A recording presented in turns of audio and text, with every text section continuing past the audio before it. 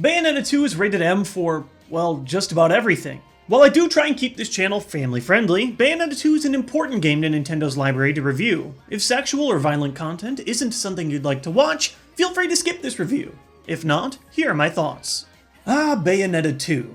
The mere fact that this game is a Wii U exclusive is one of the stranger developments I can think of from recent Nintendo history.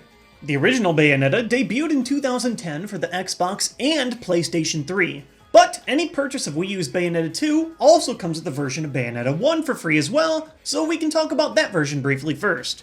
Created by Hideki Kamiya, the mind behind Devil May Cry, Bayonetta was a groundbreaking action-adventure for its time. It features Bayonetta, the mysterious and hypersexual dark witch, who fights alongside demons against sages and angels in over-the-top ways. The European-inspired architecture and creature design is both gorgeous and grotesque, creating one of the most visually striking games in recent memory. The combo-heavy combat system was, and still is, one of the best the genre has to offer. You can equip weapons to Bayonetta's hands and feet, stringing together a variety of over-the-top ranged and melee strikes. And perhaps most memorably, dodging an attack at the last second allows you to enter a Matrix-like bullet time, punishing foes while they lie in slow motion. The game is broken up into segments that give you a score based on how well you avoided attacks and dealt combos, encouraging finesse and perfection over button mashing. The Wii U version of Bayonetta 1 also adds a few things into the mix, including 4 Nintendo-themed costumes unlockable right from the start. Peach and Daisy can summon Bowser from their weaves instead of demons, Link can use a shield to guard attacks at the last second, and Samus can use her arm cannon. Now, none of these costumes change gameplay very much, but they do make for a pretty hilarious clash when you see your favorite Nintendo character performing unspeakable acts of violence. The only other change over the Wii U is the option to play the game with the gamepad's touchscreen. It is honestly the strangest mode of control I could ever imagine for a game like Bayonetta. Have you ever wondered how a highly technical action game could play on an iPad? It's not the end of the world, but it's still pretty bad. You string together attacks by tapping and swiping on the screen. It's clunky, and honestly, I can't think of a single reason an able-bodied human would ever want to use it. Thankfully, you don't even have to use the gamepad at all. While it does work great with off-screen play if someone else is using your television, by far the most comfortable way to play Bayonetta, in my opinion, is with the Wii U's Pro Controller, which is completely supported. In terms of overall stability, the game runs almost identically to the original Xbox 360 version, with shorter load times and a smoother frame rate than the PlayStation 3 counterpart. It's still a great game to this day, and definitely worth a playthrough on the Wii U first if you're interested in getting the sequel at all. So why spend so much time talking about the original Bayonetta in a Bayonetta 2 review? Well, in general, Bayonetta 2 is a lot like the original, and for the most part, that's a good thing. The core gameplay mechanics have been polished, but not overhauled. Many of the same weapon types returned from the original, but I found that there were still more specific combo sequences in this game than the first. On top of that, the game now gives you the new Umbran Climax meter, which allows you to spend one full magic meter for a brief time of incredible giant attacks at the weapon of your choice. While these attacks aren't overpowered, their range is huge, making them great for clearing out a room or keeping your spacing from a big boss. Rodon's shop is still full of upgrades to diversify your combos, but I found a wide variety of his wares are the same things I purchased in the original game. If there's any one area I could say Bayonetta 2 has improved over the original the most, it's pacing. Bayonetta 1 starts slow, a lot of times due to the game's amnesia-heavy storyline. Bayonetta 2 starts by firing on all cylinders. The first stage plays like most games' finale. You fight giant angelic enemies on top of a fighter jet during Christmas. The bosses get bigger and bigger until one of the major new twists rears its head. The demons begin to turn on you. I wouldn't say that the new demon enemies change the way that you battle much, but having a wider spectrum of foes than 100 angels with creepy porcelain faces is a nice mix-up. I can't think of a single dull moment in-game this time around. Every stage feels cleverly crafted around at least one unique enemy or challenge that you haven't found before. Bayonetta 2, while a slight graphical upgrade over the original in terms of polish and smoothness, feels more visually impressive through its use of color and locale. The original Bayonetta is beautiful in its own right, but it looks darker and more muted when compared to the sequel. Bayonetta 2 is littered with some truly breathtaking set design, and thankfully, there are enough breaks from the main action to check everything out. Each level is full of secrets, ranging from special challenge stages to extra enemy encounters to secret unlockables. The bonus stages are still a ton of fun, challenging you to perform under a new type of stress, such as limited time, only being able to use enemy weapons, or losing the ability of witch time altogether.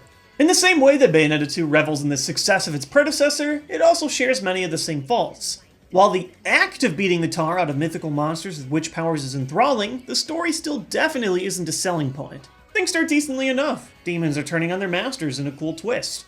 One of my least favorite parts of the first Bayonetta was the overused amnesia trope. Moving past that is a new Bayonetta with a self-realized character.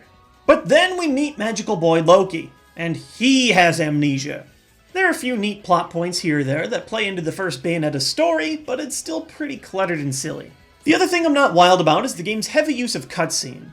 Bayonetta 2 is one of the most exciting games I've ever played when in-game, so when the game suddenly takes control away and I'm simply watching instead of playing for an extended period, it can be a bit of a letdown. There's still the occasional mandatory QuickTime event in the middle of a cutscene that can kill you if you aren't paying attention, but they're pretty infrequent. The main campaign should run you around 10 hours total, and that doesn't include exploring all the difficulty settings, finding hidden secrets, or completing extra challenge stages. The game's greatest hidden gem for extending that playtime, though, is the new co-op mode, Tag Climax. I wish I was making this up, but I'm not. Thanks to Nintendo, you can now tag climax with a stranger online. All jokes aside, this is an online co-op mode that features a unique twist to challenging hordes of enemies. You can battle alongside a friend or random partner to clear out different challenges, selected each time by the winner of the previous round. For each challenge, you can bet currency down to make enemies much more challenging. Every round, the character that creates a larger combo takes home a huge pot bonus. But if both players fall in battle before you complete 6 rounds, all that money earned is lost. When done right, this mode can earn you way more money than the main story mode, and it's a blast. A majority of my encounters were tested with Japanese players that already owned the game, and my games ran flawlessly with zero lag.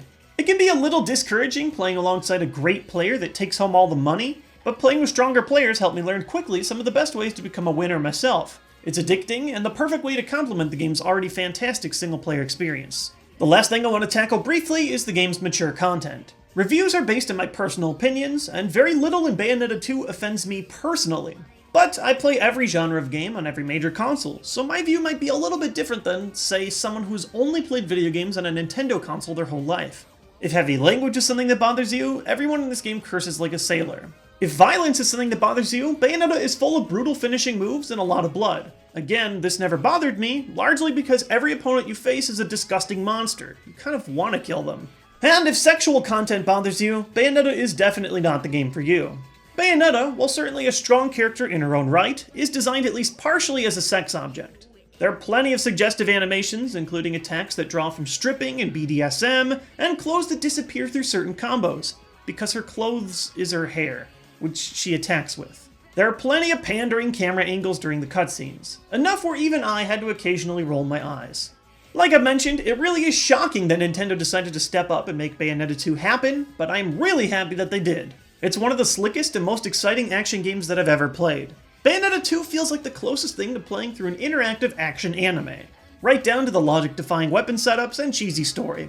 The free inclusion of Bayonetta 1 is also a humongous bonus for players who never got the chance to enjoy the awesome original, but the sequel makes enough small improvements to become my favorite of the two. Between the improved combat options, the gorgeous new locations, and the surprisingly good online co-op, Bayonetta 2 is a must-own for action fans, as long as the game's adult content doesn't break your comfort level.